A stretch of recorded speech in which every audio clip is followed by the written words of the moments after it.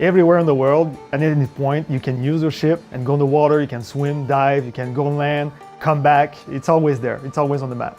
The game is called Odyssey, and of course we're modeling ourselves on the voyage of Odysseus, and you're exploring the Aegean Sea. It doesn't take place at the same time, but it's the same experience that we're trying to give to the player. And Naval is a huge important part of that. Also, the map is huge, I mean, really big. The sea needs to be seamless because this time it's open everywhere around you.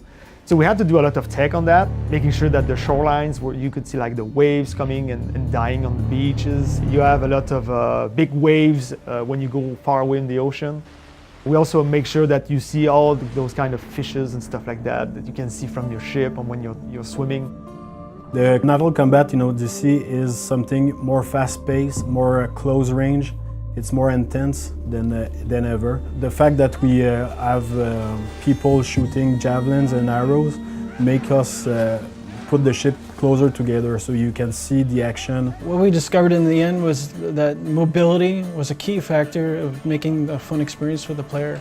So in fact, the boat has a very high acceleration. You're able to turn really fast, you're able to move really fast. You may see a boat about to ram you, and then like within a couple seconds you can sort of dodge out of the way because of the mobility of the ship. Some ships were shooting fire ammunition to burn the other ship.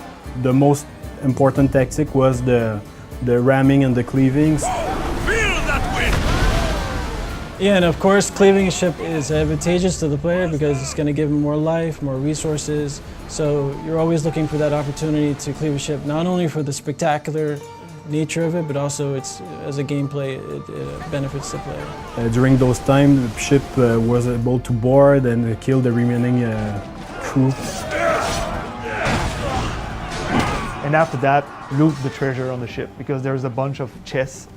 The bigger the ship is, the bigger the rewards are. So every time you sunk a ship, in fact, there's like chests that are being released in the ocean. You can dive and try to hunt them. It's pretty interesting.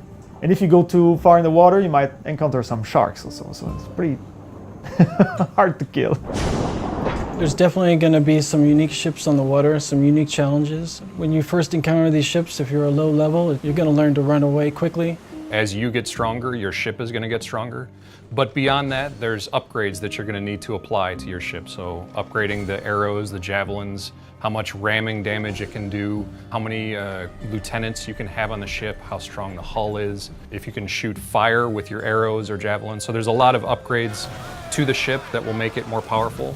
Well, mercenaries will come after you on sea, and it's a cool moment because they have awesome looking ships, they have unique figureheads, unique masts.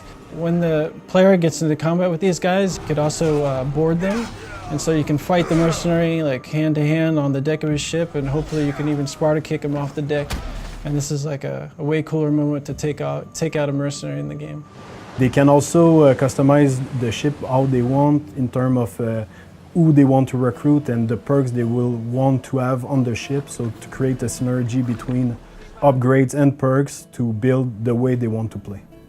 You can recruit lieutenants from people in the world, be they individual weak archer, or if you want to find the best mercenary in the world, you can go knock that person out, pay them, convince them to join your crew.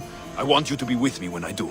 They can be coming from missions, or you can also choose to find ones that have like good perks. They're going to give you more weapons, they're going to give you better armors, they're going to give also like crazy perks on your ship, like boosting speed and having more stamina.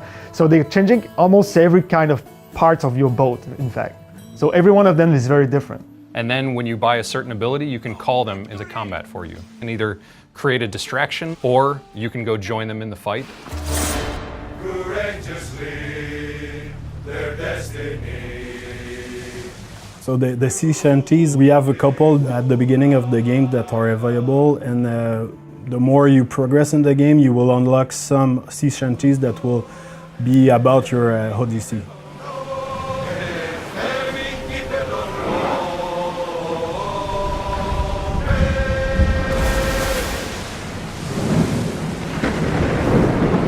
Tune in to watch next week's episode, Ancient Greece, Friday at 2 p.m.